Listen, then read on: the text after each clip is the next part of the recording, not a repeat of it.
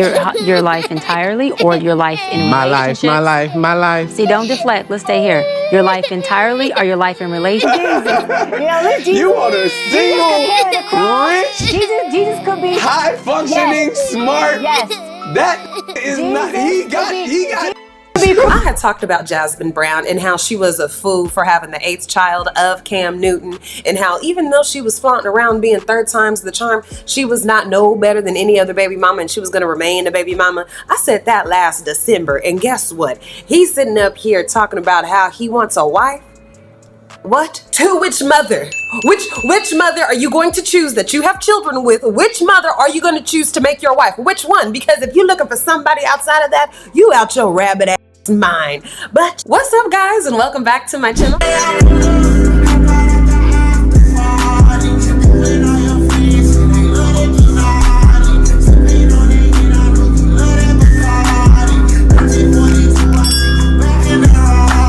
I am the Cheynne Bryant. Make sure you're following me everywhere on Instagram and TikTok, and that you're subscribed to the channel. We are known down here as the Neighborhood, a community of people who like to talk about stuff going on the internet. And Cam Newton happens to be going viral right now for his most recent Funky Friday podcast episode with none other than Dr. Cheynne Bryant. Let me give you her accolades, because I have been a fan of hers since MTV Teen Mom. Yeah, she's a producer and she's a therapist on that show. So she has a master's degree in psychology. She also has an institution that she runs where you can find your own sense of well-being and health by using certain manuals I'm sure she has and courses that she has. And I enjoyed seeing her talking to Cam Newton, and that took me off into Nick Cannon's. So we're just gonna look at some highlights. Let's go. Your life entirely or your life in relationships? My life. See, don't deflect. Let's stay here. Your life entirely or your life in relationships? Both, really. And they think that you're low functioning. No, I don't. You just said people see your life and think you're not high functioning. The opposite of that would be low functioning. No. Okay, so here you go. You're trying to take my intentions away from this. Can I correct it? Yeah, go ahead. Or can I give you more? Yes, more information. Heck yeah. So, I'm not married, right? I have beautiful children. How many? 8. I didn't do my research. I thought it was 4, but 8. Okay. No, baby. Cool. It's by how 8. many women? 3. And this is the kicker. I want more. Now, by multiple women? What's the intent of this? How about your wife? I just want God to bring him. How do this make sense to you? I said it. I said, since he wants so many kids, he's not going to want to settle down with none of these women, because he's not looking at them as partners or anything. He's looking at them as breeders. Yes, as breeders. How people breed pit bulls, so they just want to get another female dog who's nice and strong and she's beautiful, like literally a beautiful dog who has a beautiful coat on her. That's what these men be doing with these women. That's what Cam Newton doing with these women. And they're like, okay. Oh, okay. And you have, so you just... Because my point is this. My desire to get married is lower than my fear of divorce. He thought he said something right there. When you think about the earth, you might think to yourself, it's round. But when you think about your earth,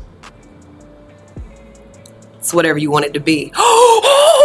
He really thought what he said was something so profound that you ain't never heard nowhere else. And if you was looking for the reason to get married, there it is. If you was looking for a motto to hold on to about marriage, that's it. See, my desire to get married now is higher than my fear of getting a divorce. Well, I sure damn hope so. I hope your belief that you're going to stay married is higher than your belief that you're going to get another baby mama. Well, I guess that ain't even going to happen, because if you get married, then you're going to run into a young jock situation, because you know Kendra, she really want another child. Well, not another child. She want her own child. But young jock, like, I'm at the end of this train. I got 9 kids. I don't know if I can do a 10. Then he's going to come across one who ain't got no kids. He's going to marry her, and she's going to look around and say, dang, I've been taking care of all of his kids. I'd like my own kid. And he going to be like, whoa. I didn't marry you to have kids. So what did you marry me for? He wants a mama wife. That's what he wants. He wants somebody who just spoils him, babies him, because he has so much hard work to do as a football player. Oh, my life is so hard. So, as you had said, Dr. Bryant, you said it. I didn't say it. I will agree. Child. I'm just taking my time. You're not taking your time. I am, though. You're being very action-based. You're not taking your time.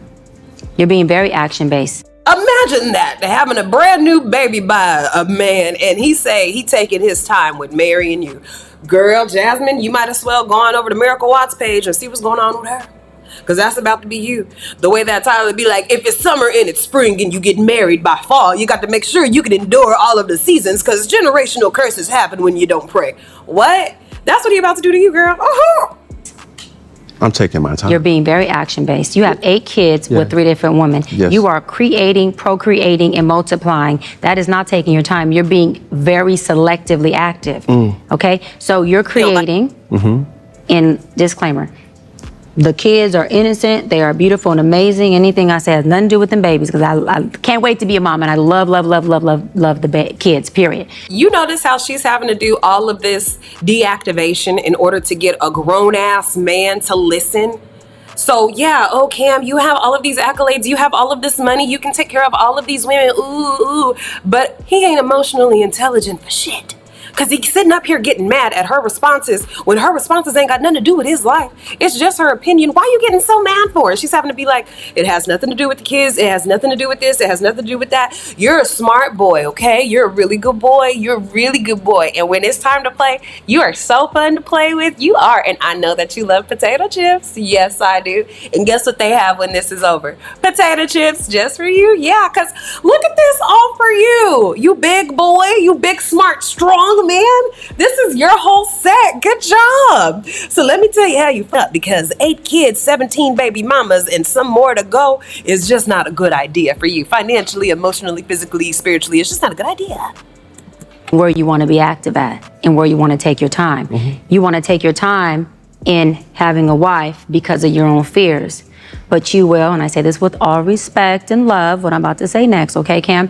But you will selfishly create broken families, even if you're in their life and you're a proactive father, and I believe you're an amazing daddy. I can only imagine with just your presence and knowing you thus far, but these families are still broken. Every child cannot have Papa in the house with them. So some child, if not all will end up with some kind of deficit without daddy being there. Now, you chose to do that. I'm not saying you sat there and woke up one morning and said, I want to be selfish today, so I'm going to go make a baby. Not. Imagine how mad you would be if you woke up and your outside of your tights with a damn jean jacket on and you're like, first of all, those are my wintertime leggings. Because I can tell these are the thick wintertime leggings, girl. You put these on, you put on your Ugg boots, a sweater.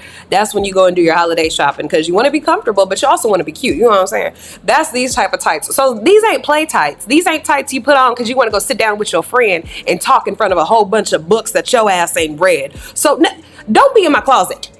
That's what you don't need to do. Don't be in my closet, mister. I got so much money. Go buy your own tights if that's the case. Damn. I'm not saying that at all. But those are selfish acts at the expense of your fear. So at what point do you feel the fear, do it anyways? And yeah, that is a low functioning behavior. To say that I am going to create these homes. Let me go better. I'm going to build these houses and put kids and these beautiful women and kids in them, but I ain't going to create a home in them. I'm going to wait till I dissipate my fear to find a wife where I'm still going to be fearful with, because there's no such thing as not having some type of nerve or some type of feeling behind marrying somebody who you're spending your life with. And then I'm going to build a home with her while all these other beautiful babies have houses. And the fear analogy that she just gave, doing it while you're afraid, can go to so many other areas in your life. It doesn't just have to be marriage. Listening with the ear of like, we ain't Cam Newton. I love how she explained that. Sometimes you just got to do it afraid. Whether it's taking on a new job, moving to a new place, taking on a new payment that you're like, oh, shoot, can I do it? But you really do got the budget to do it. So sometimes you just got to do it afraid. And when you get to the other side of that fear, you've now developed this confidence in yourself that even if I'm afraid of it, I can still do it. So the fear ain't really going to navigate me to where I'm supposed to go. I'm going to navigate me to where I'm supposed to go. I'll feel the fear, but the fear ain't going to control me. That's completely unfair and it's selfish. Just tell me when I can talk.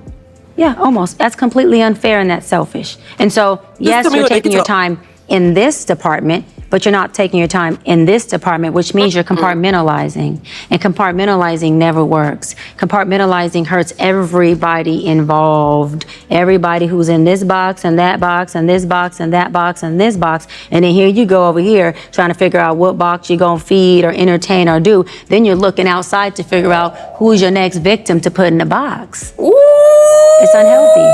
let And her it's a cook. huge dysfunction within our Black community that I truly believe personally, statistically, mental health wise, and community wise, that Black men would stop. Come Black men on. with what?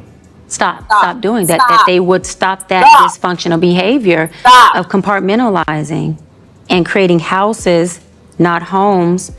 Okay, so y'all know I am a hood body language reader therapist lady. And every time I put hood in front of my professions, hood journalist, hood researcher, that means I have developed my degree in the streets. Self-taught, baby. I didn't need no college to teach me. So as a hood educator of body language therapy, how he pursing them lips? He doing all this? You should funny. That's all body language that says I'm very uncomfortable with this conversation and it's not going the way that I want it to go and I don't like it.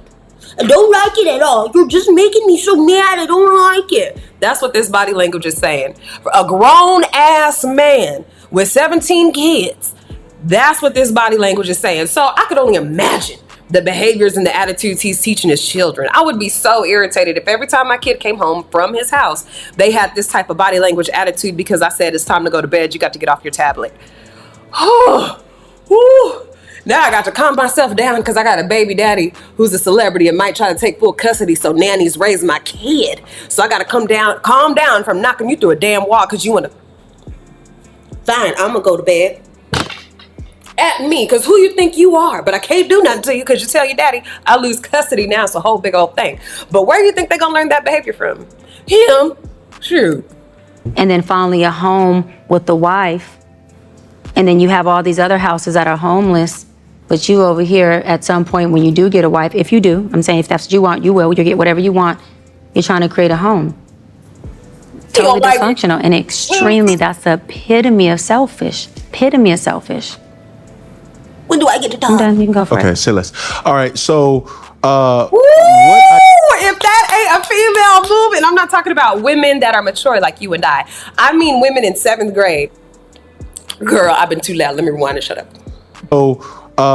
what identifies as a broken home? So, what identifies as a broken home?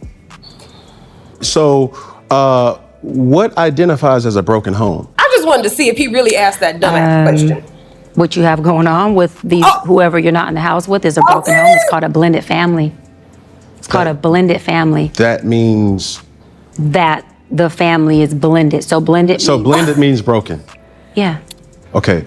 So the guy that you were entertaining, you would go as low as 26. That I would entertain? Yes. Got it. Okay. And as high as what age? Whatever man that doesn't have kids. As high as? Whoever doesn't have kids, whatever age he is. That's his problem. Cam Newton is mad that there's a woman sitting in front of him who is childless, who is not willing to accept a man with a whole bunch of damn kids.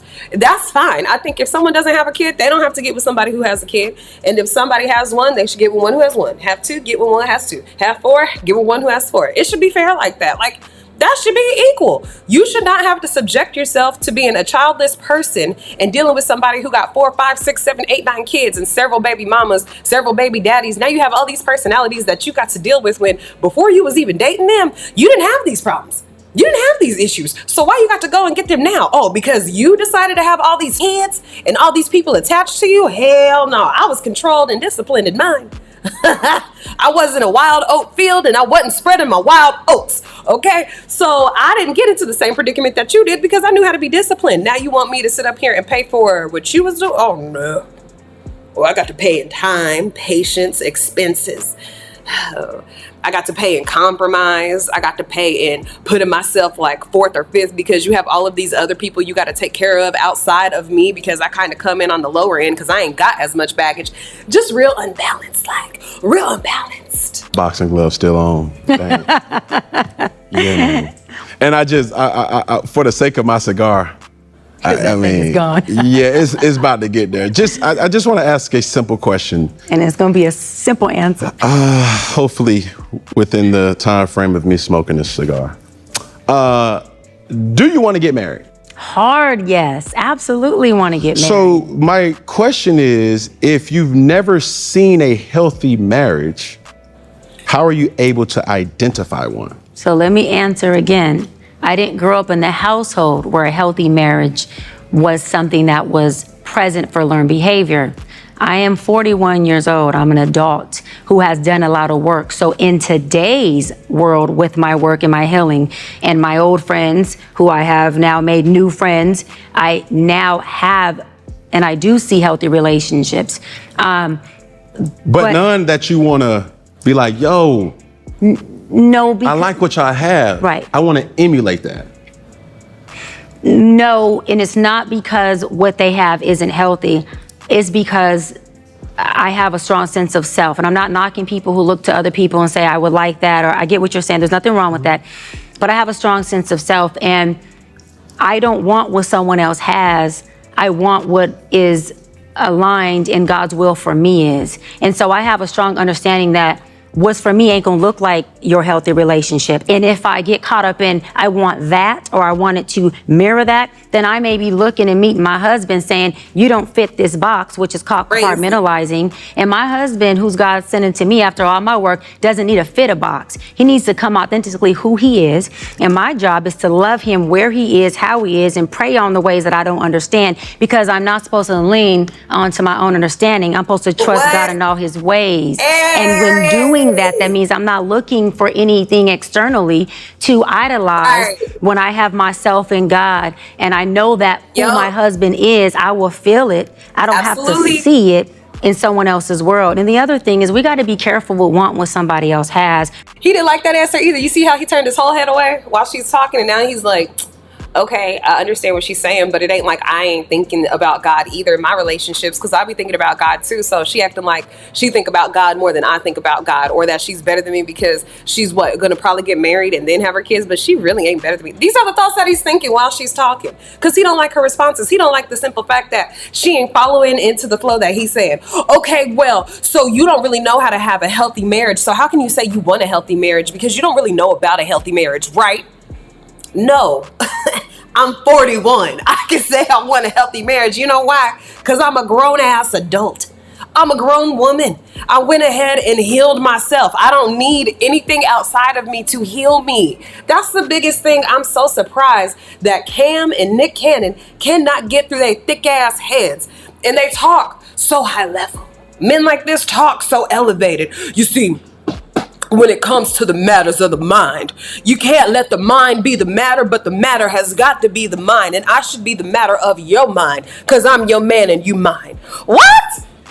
Boy, shut up. They like to do that with women. They be trying to talk in such a way that sound like they smarter than you. Turn out they ain't. Girl, turn out they dumb as hell. Turn out they can't even communicate on a basic level. Turn out you say one thing to them, you say the exact definition of a thing they done said back to you, and they still like, that's not what I meant. Because they kids. They kids. I got to stop hitting my desk. And two, I really love what she said about how she now has friends and people who are attached to her friends who have healthy marriages. Like, for example, my sister and her husband have a wonderful and beautiful marriage. They actually got married, then they had their children. They have a whole situation that works for them and their family. I want to be married. I want to be able to have my kids inside of a marriage. There are certain different things that I do want, though, in my relationship from hers. But seeing her healthy and successful relationship gives me hope that, you know what? That's possible for me too. Yeah, I could get that too. Not in a sense of, oh, I want exactly what she has. I want it to look exactly like that. My man need to look exactly like that. We need to be doing exactly that. Not like that, but like, it gives me hope. It gives me inspiration. Like how you might turn on a sermon in your house, or some uplifted music in your house, or even something positive in your home. Make you feel like, okay, this is gonna be a good day. This is gonna be a good day. That's what seeing other people in healthy relationships looks like. And when you're already a healthy person or you're working towards being a healthy person, those are the type of people that you want to get around so you can get the life that you want. That's what this is all about at the end of the day. Finding the love, the family, and the life that you want with whatever that looks like for you. That's what this is all about. But Cam, he trying to make it into some other shit. Now, from male and female. Okay. I would say, interesting enough, I would say that there are 70% low functioning women, 40% low functioning men. What? What? Yeah. Okay. Yeah. Now, with those low functioning men, did they ever say that a man of high function will never really know true love? No, I don't even believe that, but no.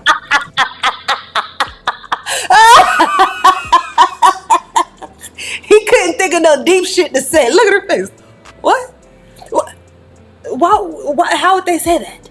This motherfucker just said, if you speak Chinese and I speak Dutch, who speaks English between the two of us? Shut up. Shut up here. Okay. So, what identifies a woman to be high functioning? A high functioning woman is a woman who wants you. She doesn't need you. And let me clear that up. When I say she doesn't need you, it doesn't mean she's independent. That means she is interdependent. I only not need you because my pain doesn't need your pain. My dysfunction doesn't need your dysfunction to feed it for us to be in this relationship, meaning I don't need a trauma bond with you. Okay? Have y'all ever been in a trauma bond with somebody? I remember I had an ex-boyfriend. We were like super great at making it through problems, but we were horrible about peaceful times, which I felt like just meant we both enjoyed drama. That's what it was. We both enjoyed drama. And with that wasn't going to lead nowhere but one of us dead or in jail. She wants you because she wants the healed part of you, but has the capacity, because we're all human, we ain't perfect, to facilitate and deal with the unhealed part of you that's going to show up in the relationship at some point. In her. This is exactly why I don't know if I always talk about it, but one thing that I live by, I don't mind dealing with a man who has issues, things he has to work through, none of that stuff. If he needs to learn some stuff from me, but I gotta know that I'm able to do the same from him. You know, I don't want a man who's just like, oh, I'm macho leader. I have all the money. Okay, cool. Well, I have a hard time with my anxiety, a hard time, like when it comes to like an issue, I don't know how to stop thinking about it and how I can problem solve it. So my anxiety gets high. And some stuff that I usually do is just, pray. And I'd be like, God, please take this anxiety from me. But I would love to have a partner who said, you know what? I dealt with anxiety before too. You know what I had to do? I read this book. I did this. I did that. And then I checked on that. And that's what helped me overcome my anxiety. Oh, okay, cool. Now he might have an issue of whatever, and I got the solution because I already done overcame it. Oh, okay. Babe, you want to do this, you want to do that, you want to do this, you want to do that. Either way, if it's me who needs the support or you who needs the support, we're working this thing out together. Hers is going to show up too. Mine is going to show up too. And so that's why I always say, I want a hybrid. I want a hybrid for y'all out there who want to know, meaning a man who's high functioning enough to meet my healthy high functioning, but low functioning enough to deal with me when my abandonment inflames, to deal with me when some of my dysfunctions that I'm still working on inflame. Because if he's too high functioning, guess what? He doesn't have the bandwidth to deal with the low functioning part, which then means he can only connect with folks who are not being fully authentic within themselves. Because everybody got Meaning, wrong. you may have a loving relationship, but you won't have a real intimate, deep, vulnerable relationship. I'm a woman who seeks connection and vulnerability. I'm not into casualties or casual sex, just TMI or not, meaning I like the depth of things. And so I need you to see me. I need you to see my broken. I want you to see my heart, whatever that comes with, and I'm not embarrassed about it. I'll tell you about it, I'll show it to you, and I'm okay with a man who can facilitate it. But what a high functioning man may do is if he's all the way high functioning, he has already cut off the side of him that is authentic, and there's a superficialness there that won't allow him to connect with a real person. So can he still love and experience love? Yeah, love has it just loves everything. Yeah. But will he experience the depth of some of the wholeness of love, meaning the down, the up, the ugly, the heaven, the hell, mom was. He don't understand shit she talking about now. That boy done got lost. He don't even know. He don't know which emotion to react with. He don't know if he should react irritated, mad, if he should react sad, if he should react like, is she trying to say something insulting? He don't know how to react. He like, bitch, what the fuck you talking about now? Because he don't have high emotional intelligence. This man don't know how to communicate like he tried to portray himself. I hear you and I understand you. But baby, I don't agree with that one part. There's a lot of things that I don't agree with I don't agree with that. in this conversation. Going back to what I said, with that 40% of men who are high functioning that you counsel, Oh gosh. what I said was, most men understand this. We don't really find true love because it's what can you do for me? So why do you keep having kids? If you cannot find true love, why do you keep on having kids? It can't be no, because I don't want kids. I don't want not having a partner to stop me from having kids. This boy don't think about no consequences. He just thinking with his dick. This man, Nick Cannon, is 43 with 12 kids and 6 different baby mamas, still blaming his childhood for why he act the way he act. It's because you have chosen and to prey on low functioning women who don't have the emotional intelligence. No, I'm going there. Who will allow you to do that, Nick? And when I say allow, it's not a control thing. When I say allow, I'm not saying that she sits across you and says, this is what you won't do, you're crossing a boundary. Nick. I disagree. Yes. This is why I disagree. I mean, one, because why you gonna make sure, but you gotta go in protection mode too. But I'm saying because you could say from the high, all the high value women that I've ever I didn't say high value. But okay, I'm giving compliments. But I'm just saying I'm like, wait a minute. For the people who are even of them being, because first of all, we are functioning women will allow you to function low with them. Nick, you could not function that low. So this is Nick, everyone's low functioning at.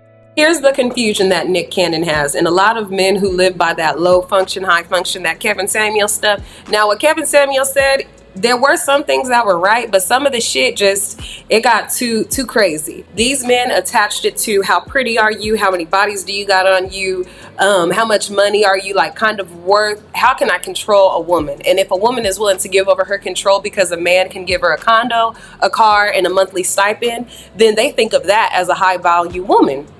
Real women who just have value to themselves, it's not a means of like, oh, I gotta control you and I'm gonna tell you what you can and cannot do. It's I respect myself enough not to put myself into this situation. I respect myself enough to think, this man has 12 kids already. Well, I sure don't know what I would do with a 13th kid, because as a naturally good woman, I'm gonna want to be there for your children because I love you, so I want to love your kids. But damn, loving 12? Woo!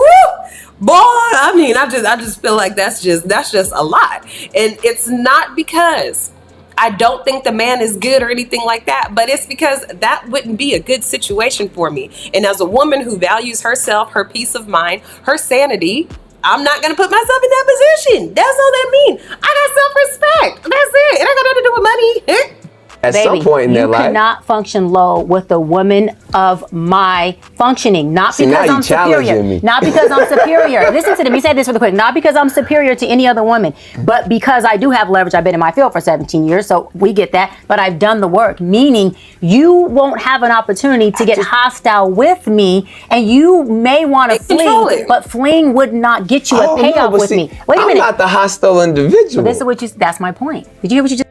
He said that he would leave in order to control the situation because when he comes back, the person forgets about why they were mad. They're just so happy that he's home, and he kind of leaves for an extensive period of time so they can get worried. Basically, I'm going to manipulate your emotions to be worried about me so that you forget why you was mad at me. What she is saying is, Try that shit with me if you want to and see if I'm gonna sit up here and play this emotional back and forth game. Cause I don't got time. That's all this is. I don't got time to be playing these little kitty games. I'm mad. I'm gonna storm out and I bet he's gonna be so worried about me. I bet she's gonna be so worried about me. No. For people who are healthy, ain't nobody about to be worried about you. Cause we don't want to stay in fights. We don't want to stay at odds with our partner. We don't want to not get along. So we're certainly not going to do things to incite us not getting along. What we're going to try and do is solve it or say, let's put this down until later shit.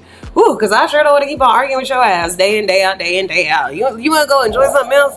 Because I love you. And if I love you and I want to be with you, then I'm not going to want to fight with you all the time. He don't understand that. He don't understand that. In his mind, he's thinking to himself, oh, okay, you challenging me saying that I can't get a woman of your caliber, but I can.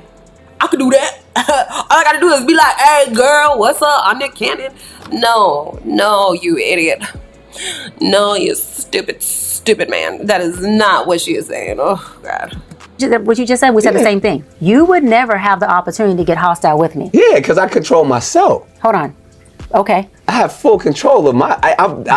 But in your sense, because that's what I'm saying. Because even only reason I say what I disagree, because at some point we've all been low functioning. The beauty of a great relationship is where I'm weak, you are strong. So therefore, I have dealt with some people that balance me and are equally yoked. And at times, have I been manipulative and prey on certain things? Yes, because I'm a man. Right. And but not all men do that. We don't want to. I'm a man, and I will take advantage. All men do not prey and manipulate. Not all men. First of all humans prey and manipulate, but in a man in a relationship, not in a praying way. If I see that I can say, okay, I feel like I need this and this person has this, I'm gonna do and say whatever I need to do to get that. But Nick, again, law of attraction. What? We attract who we are despite of who we think we are. You used the word, you said women who are equally yoked to you. Yeah. I'm scared of him. Or I am scared of him. To all of my homegirls out there, follow your instinct. That gut instinct that tell you don't be fucking with that man, follow that. If you feel it in you, just go ahead and follow it. Say to yourself, you know what, that's something that my spirit is trying to protect me from that I don't see in this perfect guy yet. I'm telling you, I dated this pastor. I know I told this story. I dated this pastor, didn't know that he was still married, taking care of the girl, and the girl lived with his best friend, who was also his sister, who I didn't find out that he was doing stuff for until later on. Let me tell you what told me. My instinct said, girl, something ain't right. I said, girl, what is not right? She was like, we got to keep praying on this one. God gonna reveal something. Ask the question this way and see what he say. So I asked the questions. He would say something. I said, I think my instincts was right. Went down the rabbit hole, girl. He finally ended up getting a divorce on my birthday. We ain't together, but you know, he played the perfect pastor, the perfect good boy, the perfect Christian boy. I didn't do nothing. I'm all about the Lord. I want to get married. I want a family. I help the people of the world. Whole time the motherfucker married, knocking me down and smoking weed out my studio apartment with me while drinking out of my boxed wine. So who are you? When an adult is saying, you know, mama gotta live too. Mama need her man. Daddy gonna do his thing. I'll be back. When those mentalities are presented to a child, that's a different mentality. That's where abandonment issues surface, and where a child feels like I'm not good enough in that sense because they made decisions for themselves before they made decisions for me. And children pick up on that at a very early age. So I much rather say, it ain't about your mama right now. I'm rocking with you. And say that to my child as much as possible, even if that hurts mama's feelings. He said, your mama, her. You need her. To be quite honest with you, I'd have her after she had you. For real. I was thinking, what? What did you just say? So he's another example of a man having all of these children, but ain't got no good character traits to teach back to them. So you're teaching me not to care about my mom because it ain't about my mom right now for you. I get the whole, you know, because the kids come first. The kids come first. It don't matter. The kids come first. The kids come first. I get all that bullshit. But at the end of the day, a kid cares about their mom.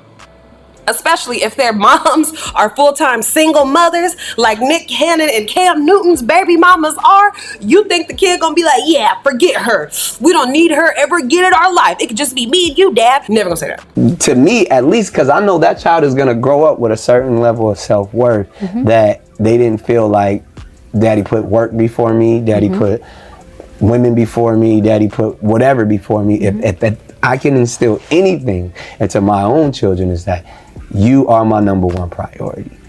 But you don't stay in the same house as me, so I catch you on the weekends. Even all that I do is for you. Every dollar that I make is going to you.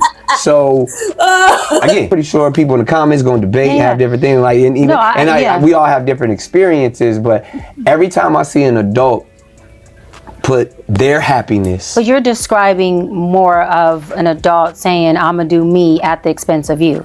even in a marriage, Yeah, because no, that's what I'm saying. Even in a marriage, but we're not talking about the level of I'm gonna do me at the expense of your needs. I'm gonna do me for my pleasures. because at the we do expense that as humans. But a healthy family dynamic takes balance, and it's very unhealthy for a child to feel like they are number one above authority. Because what happens is they grow up to then disrespect authority, which we entitled, and they grow up with this narcissistic type of. It's not necessarily being entitled. See, Nick Cannon, he about to get lost in the conversation.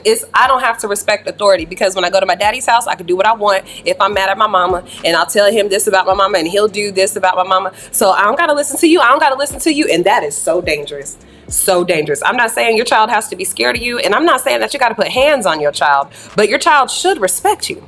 That child should definitely respect what you have to say, whether it's mama or daddy. And the parents need to be working together to make sure, hey, I'm gonna make sure this kid respects you, because hey, we done created this kid. We're the teammates against this child. And I believe that's why it's so pushed to want to be married, for me at least, because I want to be able to be on the same team as my person.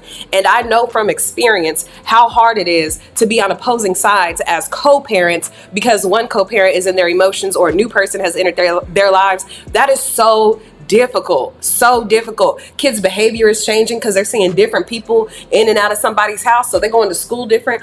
All of this affects the kids. Nobody is going to convince me that this baby mama, baby daddy culture is where it's at, because it does not make for emotionally stable kids. You cannot pay your way into a healthy kid.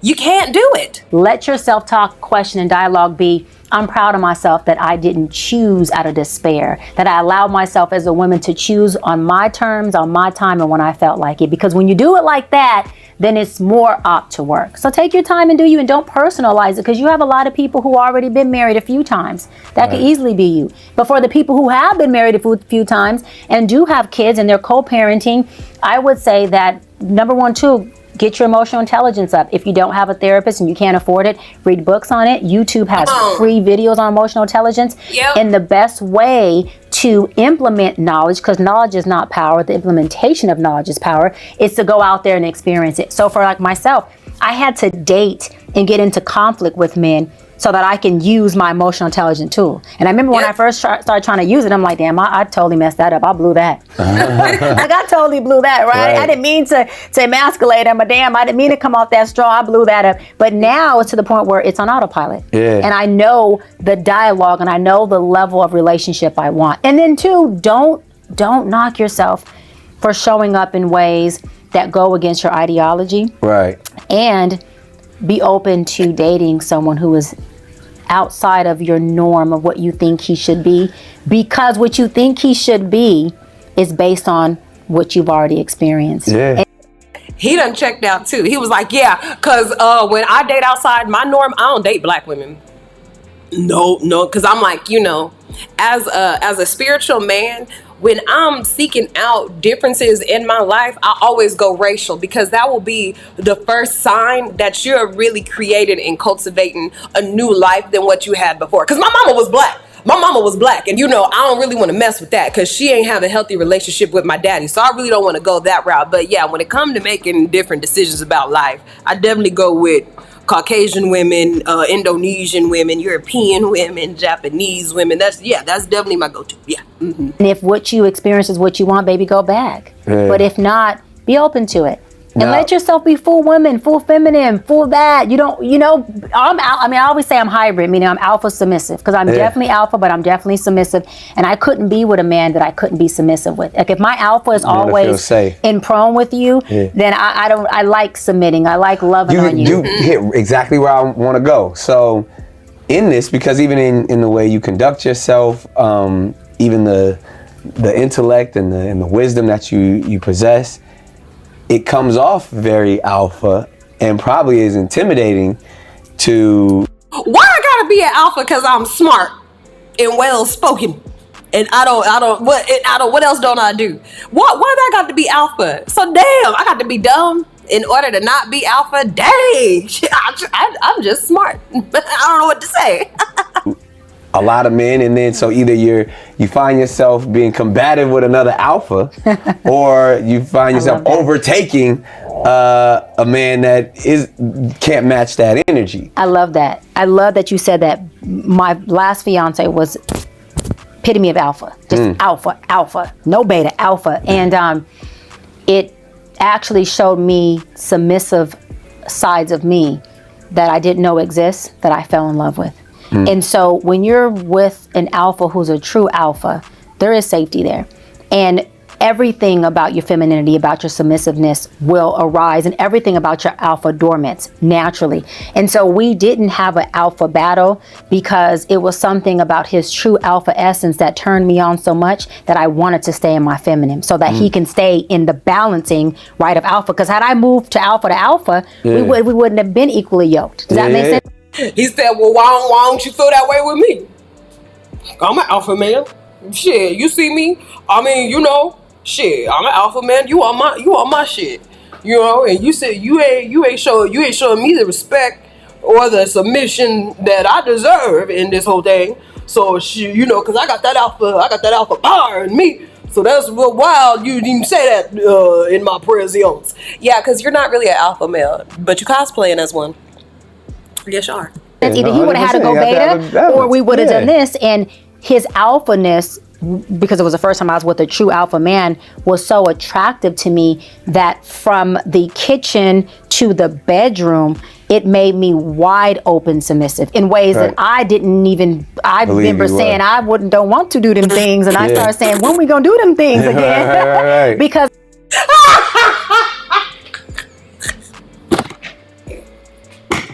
I can't take it.